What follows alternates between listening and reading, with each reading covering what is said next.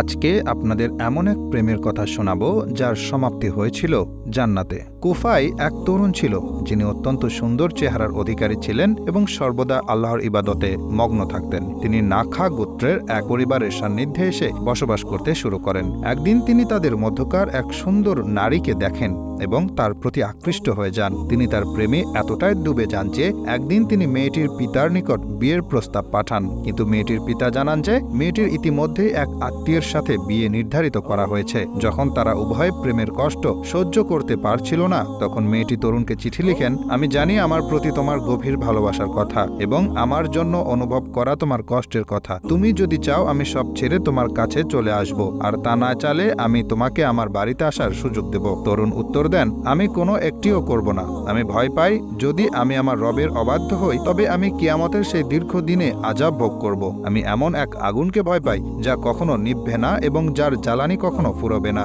মেয়েটি যখন তরুণের চিঠির জবাব পায় তখন সে বলেছিল, যদিও তুমি একজন জাহিদ তবুও তুমি আল্লাহকে ভয় করো। আল্লাহর কসম, আমি মনে করি এটা এমন এক পরিস্থিতি যেখানে সকলেই ভুল পথে চলে যায়। আসলে আল্লাহর সকল বান্দা এ ব্যাপারে সমান। মেয়েটি তারপর দুনিয়াবী সকল মায়া ত্যাগ করে কঠোর ইবাদতে মনোনিবেশ করেন, কিন্তু সে ওই তরুণের ভালোবাসায় নিজেকে পুড়িয়ে ফেলেছিল। তার জন্য ক্রমাগত দুঃখে কাতর হয়ে থাকত এবং শেষ পর্যন্ত কষ্ট সহ্য করতে না পেরে মৃত্যুবরণ করেন। তরুণটি প্রতিদিন মেয়েটির কবরের কাছে এসে কাঁদতেন এবং তার জন্য আল্লাহর নিকট দোয়া করতেন। একদিন সে কান্না করতে করতে কবরে ঘুমিয়ে পড়েন এবং সে স্বপ্নে মেয়েটিকে দেখতে পান এক সুন্দর অবস্থানে। তরুণ তাকে জিজ্ঞেস করে, তুমি কেমন আছো এবং আমার পর তোমার সাথে কি হয়েছিল? মেয়েটি উত্তরে বলেন, তোমার ভালোবাসা আমাকে সৎ পথের দিকে পরিচালিত করেছে। তরুণ আবার জিজ্ঞেস করে, তুমি এখন কোথায়? মেয়েটি উত্তর দেন, আমি এক চিরকালীন সুখের বাগানে আছি, এক অনন্ত জীবন যেখানে রাজত্ব ও অনন্ত, যার কোনো সমাপ্তি নেই। তরুণ বলেন, আমাকে সেখানে স্মরণে রেখো, আমি তোমাকে ভুলব না। মেয়েটি উত্তর দেয়, আল্লাহর কসম, আমি কখনো তোমাকে ভুলব না। আমি আমার এবং তোমার রবের নিকট দোয়া করেছি যেন তিনি আমাদের একত্রিত করে দেন। তুমি আমাকে এ কাজে সহায়তা করো।